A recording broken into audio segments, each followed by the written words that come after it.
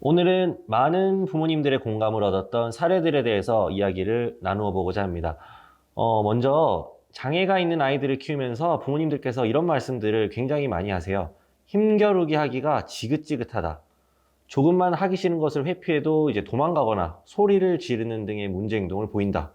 대신해 주지 않으면 정말 아무것도 안 한다. 악쓰면서 어머님들께서 소리를 이렇게 막 지르다 보면은 언제까지 이런 짓을 해야 되는지 모르겠다는 생각이 든다는 말씀을 많이 해주셨거든요.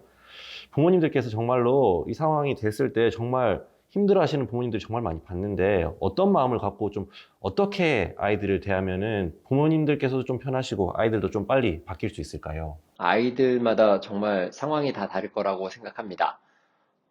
첫 번째로 우리가 고려해 봐야 될 것이 이런 상황이 펼쳐질 때는, 자, 아이들이 지금 행동이 나타나고 힘싸움을 한다는 것 자체는, 저는 이제 권위라는 얘기를 항상 많이 하죠.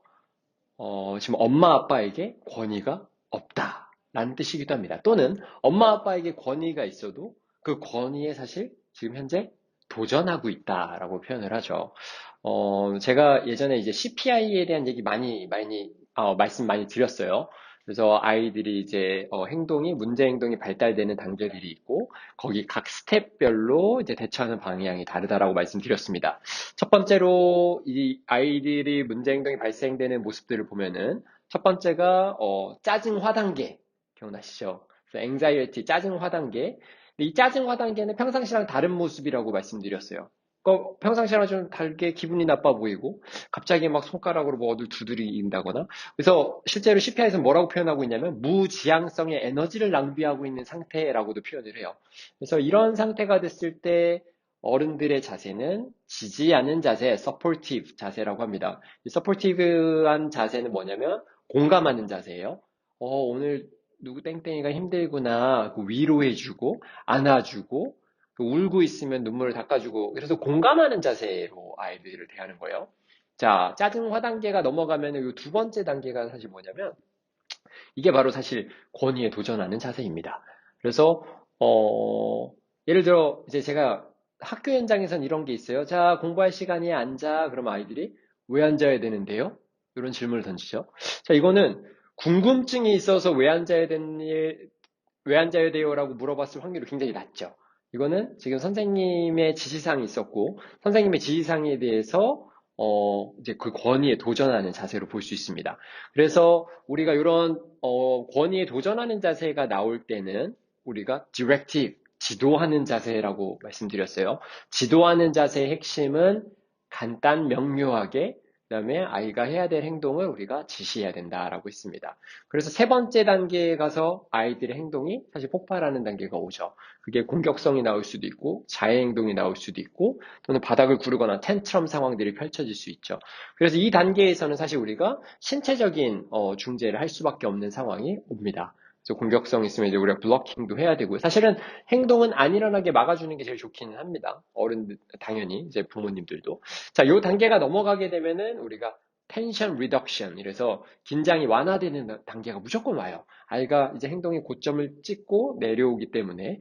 그러면은 이제 우리 어른들의 자세는 뭐냐면 우리가 치료적 관계 형성 시기라고 제가 한번 말씀드렸습니다. 세라피 레포를 우리가 다시 만드는 단계인데, 이 단계의 핵심은 우리가 사실 이런 3번까지의 과정은 되게 많았을 거예요.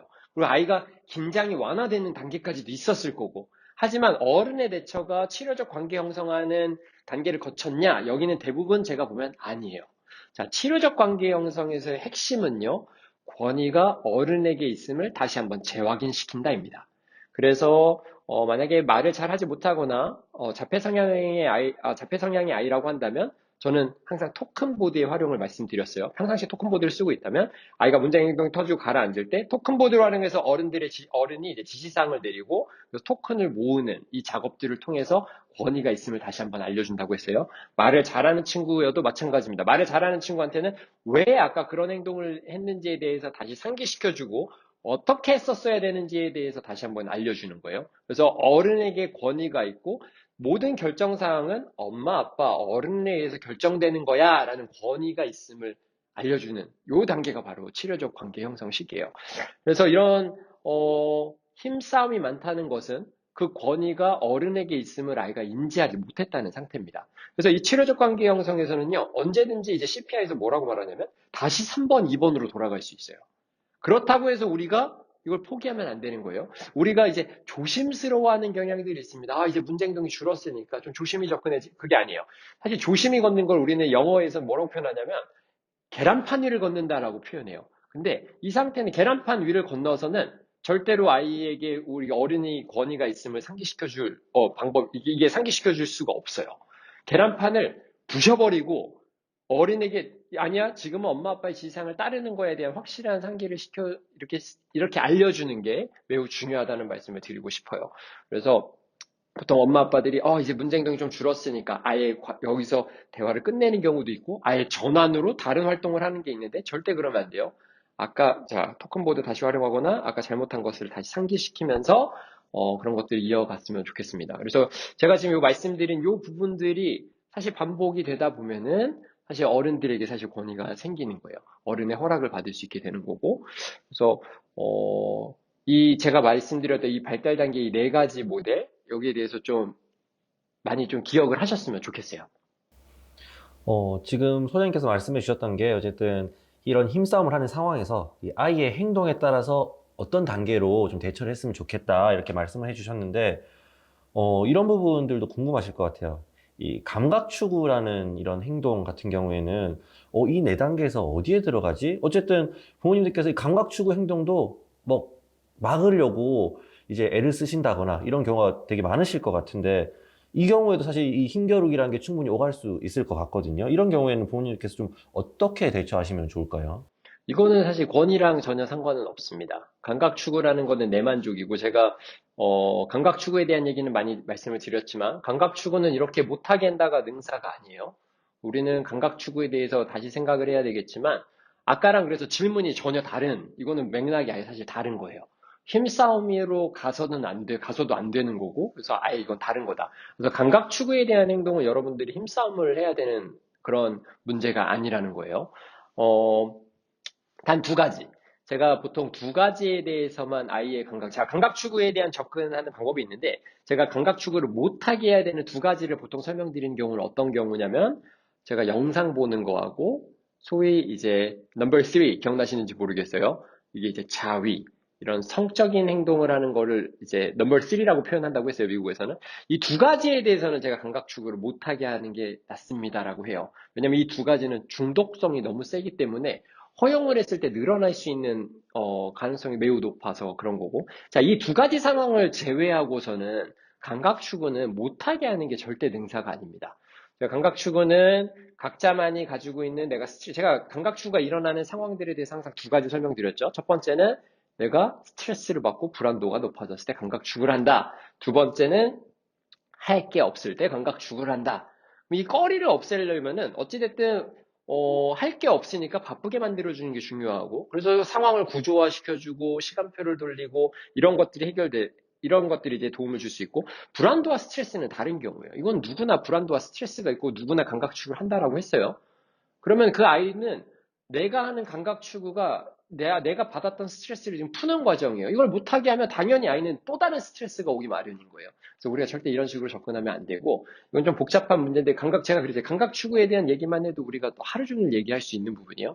어쨌든 주요는 우리가 감각 추구는 못하게 하는 게 능사가 아니고 전환을 시켜주는 게 굉장히 중요하고, 이것도 공동주의 향상을 통해서 그런 감각 추구, 본능적인 감각 추구하는 활동들에 대해서 확장이 일어나게 하고 그 놀이가 그러니까 내가 줄 세우기에서 뭔가를 뭘 만들고 그다음에 소리를 지르는 거에서 뭔가 노래를 부르는데 어른하고 같이 부르고 뭐 이렇게 공동주의가 향상되면서 이런 게 놀이가 확장되는 방향으로 잡아야지 절대 힘싸움으로 가봤자 이거는 부모님도 힘이 들고 아이들도 굉장히 괴로운 상황이 되는 거예요. 그래서 그런 상황이 감각 추구는 그런 식으로 접근하는 게 아니다. 그래서 아까 말씀드린 선생님, 부모님이 질문해 주신 그런 힘싸움의 종류와 감각 추구에서 못하게 하면서 막 이런 거는 정말 결이 다르다는 말씀을 드리겠습니다. 네. 다음은 사회성 관련된 부분인데요. 이 사회성 눈치라는 이 눈치가 없는 아이들을 어떻게 가르쳐야 하는지 궁금해 하시는 부모님들께서 많으십니다. 이 다른 사람의 기분이 어떤지 관계없이 내가 하고 싶은 것을 요청하거나 혹은 하는 그런 행동들. 내가 하는 행동이 다른 사람이 싫어하는 행동이라는 것을 몰라서 생기는 이런 당황스러운 일들이 너무 많은데 이런 경우에 어떤 식으로 접근을 좀 하면 좋을까요, 소장님? 이것도 사실 사회성 기술인데, 사실은 사회성 기술에 대한, 어, 사실 고민들은 굉장히 많죠. 실제로 최근에 지금 질문해 주신 장현혁 선생님이나 저도 우리가 이제 사회성 기술을 가르치는 책을 실제로 저희도, 교육평가위원회에서, 이제 위임해서 저희들도 사실 그 책을 쓰는데 참여를 했어요. 그만큼 사회성 기술을 가르치는 게 굉장히 요즘에는 이슈이기도 하고요. 자, 우리가 좀 원론적으로 좀 돌아왔으면 좋겠어요. 내 기분에, 그러니까 상대방을 고려하지 않고 내가 원하는 대로 말한다. 이 세상의 중심은 나다. 그러니까 내 위주로 되어 있기 때문에 내 할 말만 하고 내가 듣고 싶은 말만 듣고 그러다 보니까 당연히 대화 속에서도 주제를 벗어나게 되고 그러니까 나 중심이라는 건데 나 중심에서 타인으로 옮겨가는 것 또한 공동주의 향상입니다. 제가 사실 공동주의의 향상에 대해서 많이 말씀을 드렸었는데 공동주의를 향상시키는 제가 그냥 임상에서 현장에서 경험했을 때 가장 좋은 방법은 토큰보드의 활용이라고 했죠. 사실 토큰보드를 활용하면서 사실 공동주의를 높이는 연습들을 하는데 인지가 높고 이런 친구들도 저희가 토큰보드를 쓴다고 했어요. 근데 왜 여기서 또 토큰 시스템이 중요한 역할들을 하냐면 절제입니다. 절제. 이제 참는 건데 내가 근데 왜 참아야 되는지를 사실 모르는 거예요. 내가 너무 말하고 싶은데 이 상황에서 내가 지금 참아야 되는 상황. 근데 이거를 우리가 자 원래는 내부적으로 저 사람이 이렇게 이해할 수 있으니까 남을 이해하게 된다면 굉장히 쉽겠지만 지금 이 아이들은 이게 부족한 상황이잖아요. 그럼 우리가 외적 동기라는 거를 줄 수밖에 없는 거예요. 그래서 이런 토큰 강화를 통해서 내가 내 주장을 하자. 이 상황에서 내가 내 말을 참음으로써 토큰을 받는다. 그런 상황들이 펼쳐지고 내가 참았고 토큰을 모으고 외적 강화를 받음으로써 이 행동이 다시 강화될 수 있고 그래서 내가 필요할 때만 말을 하거나 아니면 남의 사람을 듣는데 주의를 또 기울였을 때 토큰을 받고 이런 상호작용을 사실 토큰보드를 통해서 가르쳐 주는 게 저는 항상 중요하다고 생각합니다. 그러니까 내 중심이기 때문에 그래요. 이런 말들을 하는 것들을. 그래서 이런 것들을 기반으로 해서 우리가 아까 제가 책을 썼다 그랬잖아요. 여기 기술들이 쫙 있죠. 우리가 그런 기술들, 상황별 그런 것들을 이제 연습하면서 이제 공부를 물론 해야겠죠.